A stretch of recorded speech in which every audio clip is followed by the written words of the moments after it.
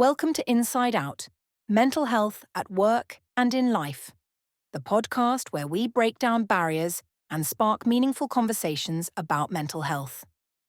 I'm thrilled to welcome you to the very first episode of 2025.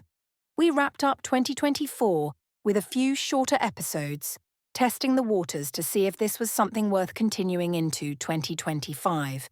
And here we are, ready to take it further this year. As we embark on a fresh year, let's pause to contemplate the type of year we aim to shape.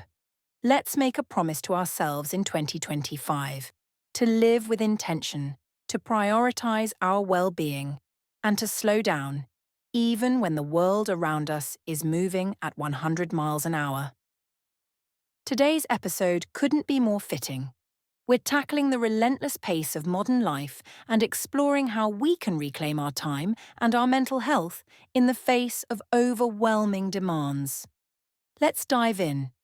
It's no secret that many of us are struggling under the weight of unmanageable workloads, tight deadlines, and never-ending to-do lists. The constant pull in too many directions can leave us feeling helpless and out of control. But as author Jay Griffiths reminds us, we do have the power to shift our perspective. She challenges us to rethink our relationship with time, stepping away from clock time, the rigid schedules that dominate our days, and reconnecting with wild time, the natural rhythms of the world around us. The truth is, our culture's obsession with speed and productivity is taking a significant toll on our mental and physical health. As mental health educators, we see this all the time.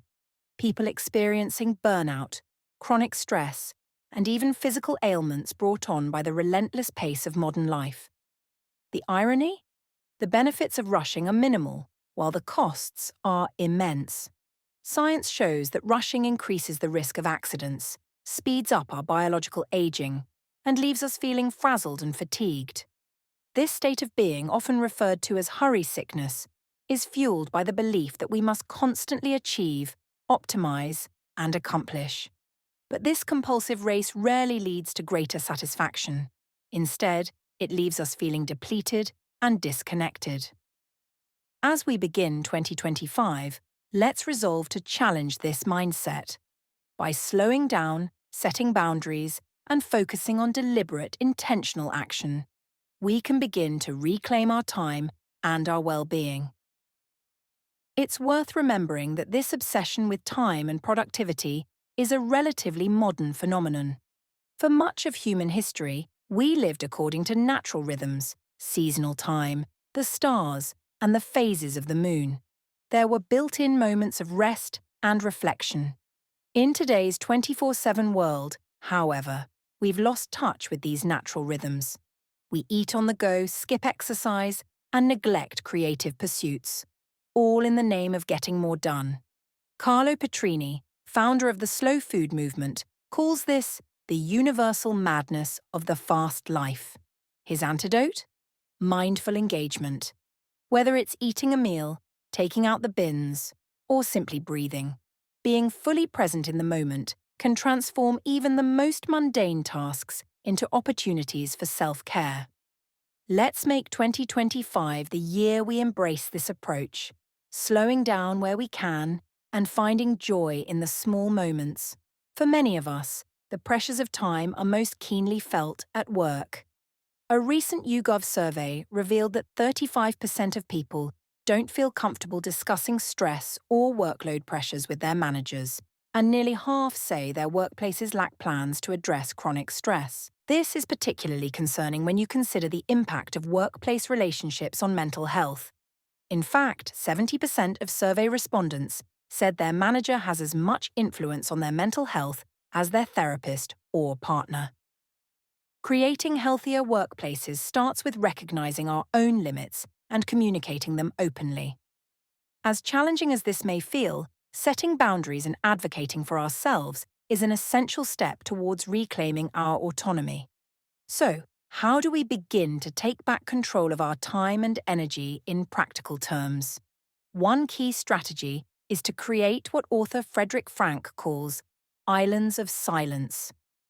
These are small, intentional moments where we disconnect from the chaos and reconnect with ourselves. It could be something as simple as pausing to admire a sunset, taking a deep breath, or sharing a laugh with a friend. Even small actions like this send a powerful message to your nervous system that you're safe, helping you feel grounded and present. The key is to weave these moments into your daily life, to pause, breathe, and create space, even when everything else feels relentless. Before we wrap up, let's go over some simple yet powerful steps you can take to live with intention and reclaim your time in 2025. First, review your priorities regularly. Take a look at your commitments and ask yourself, what tasks can you delegate or let go of? Second, practice mindful engagement. Focus on just one task at a time and really savor the experience. Third, set boundaries. Be clear about your limits and make an effort to communicate them to others. Fourth, don't be afraid to seek support, whether it's from a friend, a colleague, or a family member. Asking for help can make all the difference. Finally, create moments of stillness. Pause, breathe, and take a few moments to reconnect with yourself throughout the day. These small intentional changes might seem simple, but they can have a big impact. They can help you shift from survival mode to living a more balanced and fulfilling life. Thank you for joining me on this first episode of Inside Out, Mental Health at Work and in Life for 2025. As we step into this new year, let's commit to living with intention, prioritizing our well-being, and embracing a slower, more mindful approach to life. If you found this episode helpful, please share it with a friend or colleague who might benefit from these insights. And if you have a moment, I'd be so grateful if you could leave a review. It helps others discover the podcast and join these important conversations. Until next time, take care of yourself, be kind to your mind, and remember, when we nurture well-being from the inside out, we all thrive.